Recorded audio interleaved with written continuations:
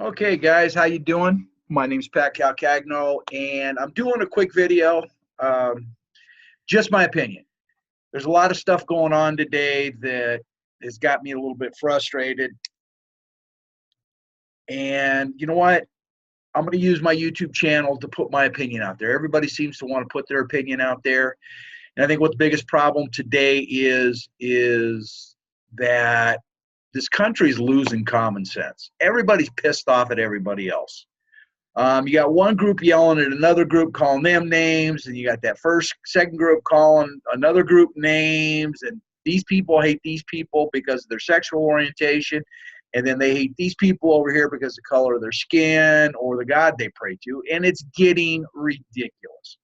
So I'm going to go on a little bit of a rant right here. This is just my opinion, and this is being presented by Jopemon Industries. I am your host, Pat Calcagno. Jopemon Industries, Jopemon 57, and this is copyrighted 2018 for Jopemon Industries. So like I said, it's just my opinion, and we're going to talk about professional sports, specifically the national anthem protests. Okay? Now, it's August right now. We're getting ready to start the football season, so more and more on social media, you're really starting to see a lot of the passions about this starting to heat up. Matter of fact, I just saw on Facebook today two cheerleaders. I want to say Georgia University just got kicked off the squad for taking a knee during the national anthem. So basically, with the 2018 NFL season fast approaching, the debate over a player's right to participate in political protest, i.e., the taking of a knee or sitting during the national anthem, has once again become a hot topic of discussion all over social media. And you can't even swing a dead cat without hitting somebody's commentary one way or the other about this issue. Now, I'm going to start off and let you guys know I'm not a conservative. I'm not a liberal. I consider myself a moderate. There are certain issues that I am conservative about, and there are other issues that I'm very liberal about. So I like to kind of think of myself as middle of the road. So I'm not on the far right or the far left of the spectrum. I'm in the middle.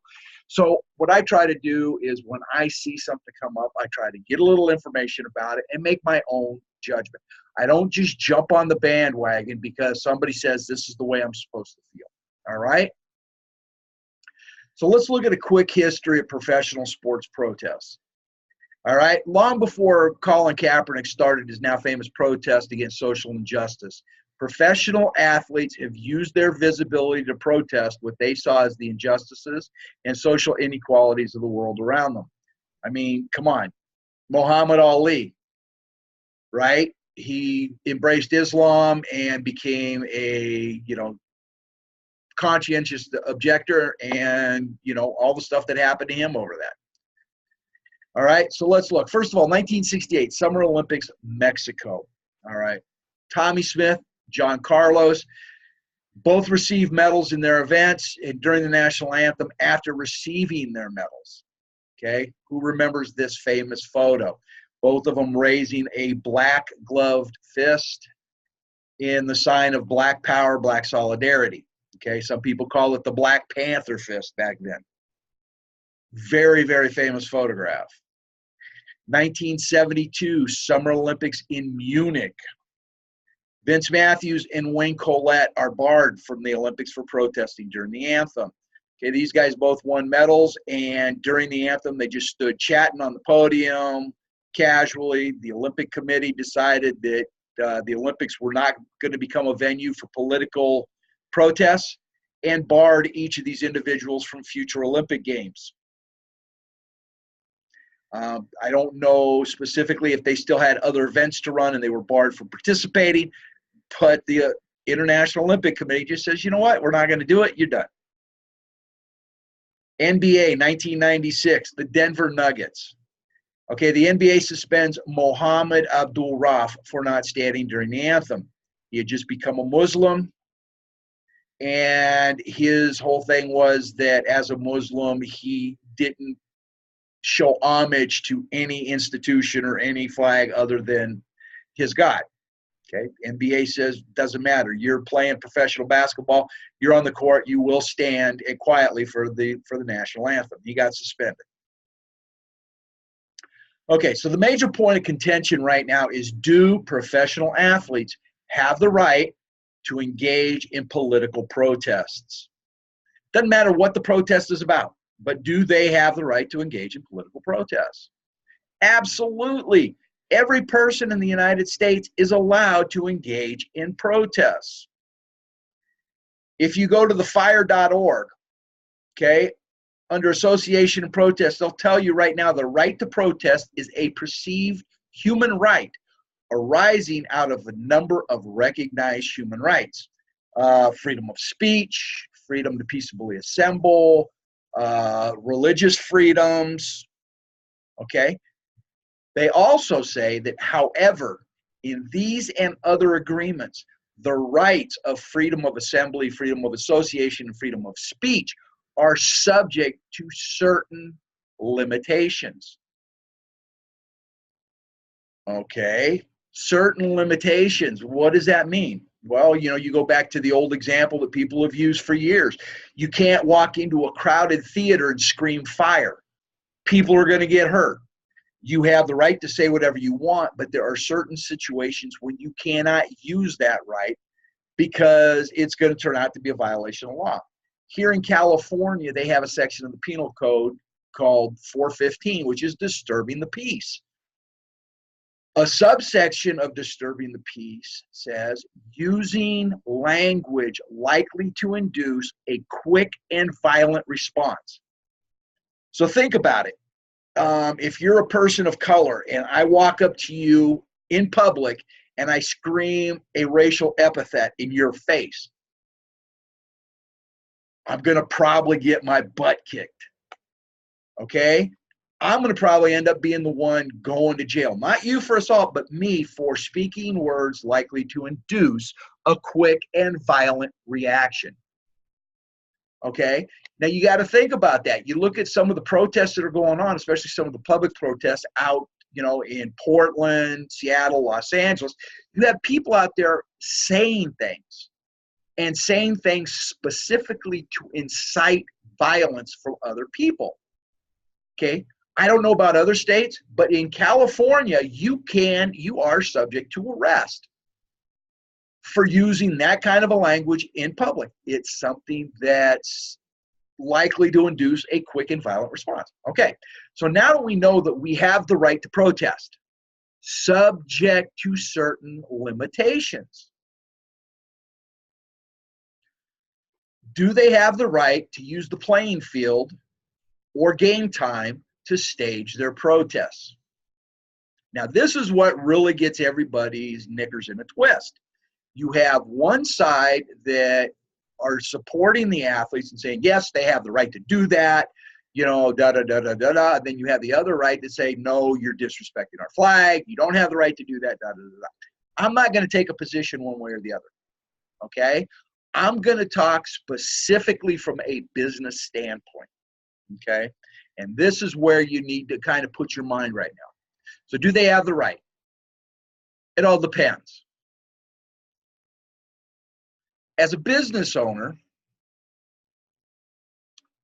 they have the right to set standards of conduct for their employees while they're working.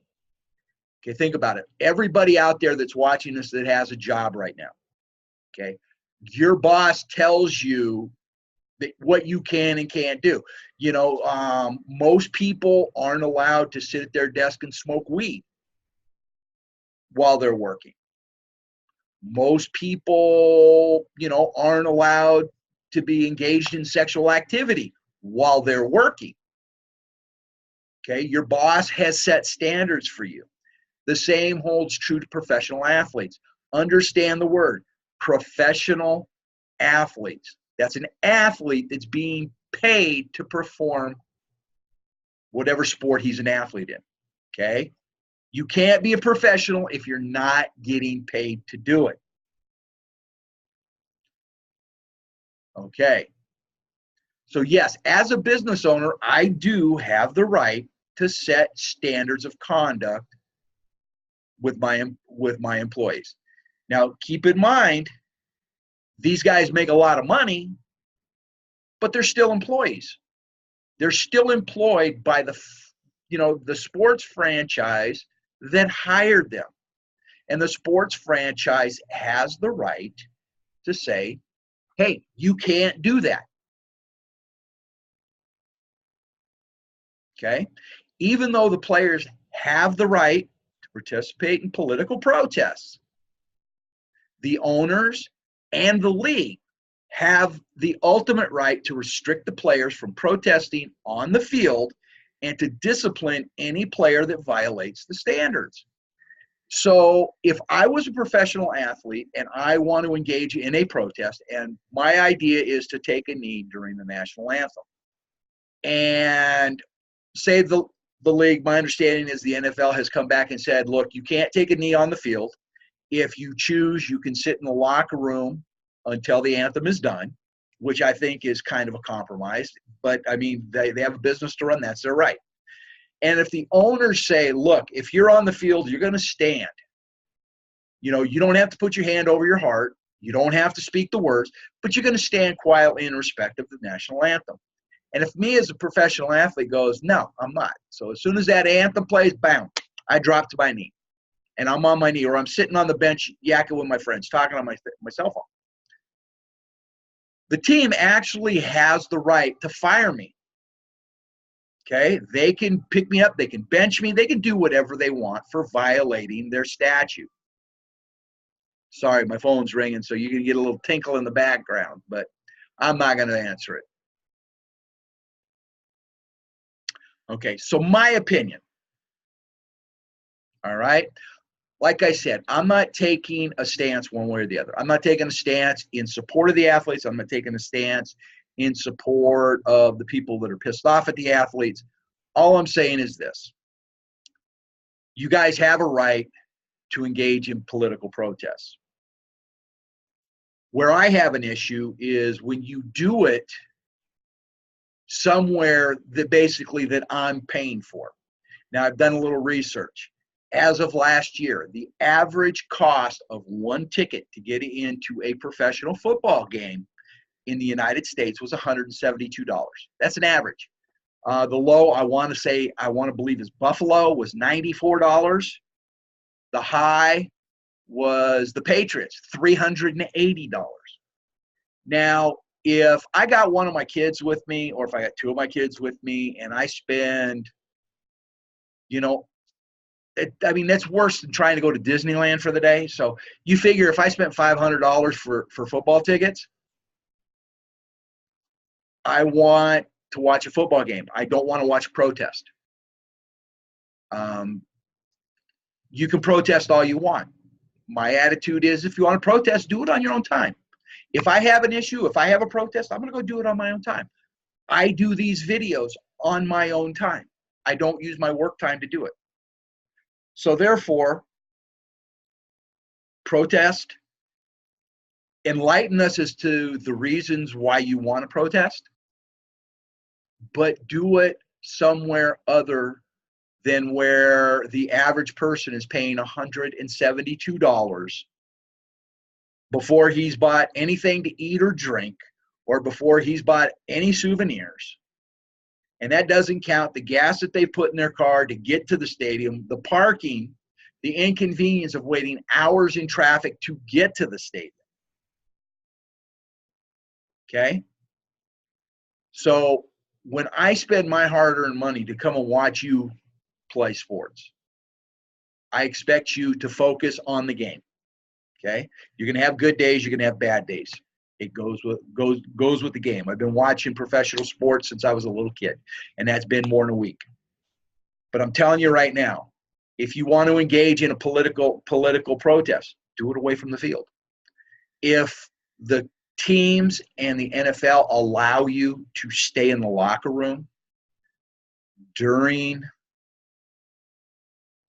the national anthem, and you choose not to stand respectfully for the anthem, then stay in the locker room. I'll have more respect for you as a person I have more respect for you as an adult, and I will be more inclined to listen to your protest. The problem that we have in this country, and here's the common sense issue, and the problem that we have is there's too many people on too many sides that are screaming that I have to listen to them and I have to support them. Okay? I have my own opinions. I know that not everybody that watches this video is going to have the same opinion I do. Okay? The only thing that I respectfully ask is if you disagree with me, don't reduce it to name calling. Put in the bottom down below here why you disagree with me. And you know what? We will agree to disagree without becoming disagreeable. We can always shake hands at the end of the day and saying, okay, you have your opinion and I have my opinion. I know where you stand, you know where I stand. Okay? As far as the merits of these protests, I'm not going to touch on it. I don't know enough about the overall explicitness, the nitty gritty of these protests to really make a solid argument. I've heard variations back and forth, so I won't make a decision. I will reserve that judgment for after doing some more digging. But like I said, it's just the last couple of weeks, Twitter, Tumblr, Facebook, everything is exploding with both sides arguing and putting out very mean-spirited memes and saying very mean-spirited things about people. Here's the thing. If you want to stand up and share your opinion, share your opinion. If you're going to be adult enough to share your opinion, then be adult enough to understand that not everybody is going to agree with your opinion. Not everybody is going to support your opinion. I understand that not everybody's going to support my opinion. But like I said, I can look at somebody and I can say, look, I agree with you or I disagree with you. And I can do that without calling them silly names. So if we as a people could do one thing, okay, and that's treat the other person exactly how you want that other person to treat you. So if you want that other person to take you seriously, to listen to what you've got to say, to really listen to what your argument is, then you need to be able to do the same thing for them. Okay? You can't say, listen to me, listen to me, listen to me, listen to me. Here's what I got to say, and, you know, you're a jerk. I don't want to listen to you. You can't do that. Okay? You can do it, but the problem is nobody's going to ever take you serious. And that's the problem with a lot of the stuff that's going on today, is these people that are so vehement are not being taken seriously because they're not willing to listen to the other side of the argument. I'm going to leave you with one last thing. This was probably the one thing that I heard growing up as a kid that has kept me for my 60 plus years. When I was a kid, my mom's dad, their family was from the Midwest, so they had that corn pone, you know, common sense. And he said this to me one day when my brother and I had gotten in a fight. You know, my brother was crying about something I did. I was crying about something he did. My grandfather says, you know what? There's three sides to every story. Your side, his side, and the truth.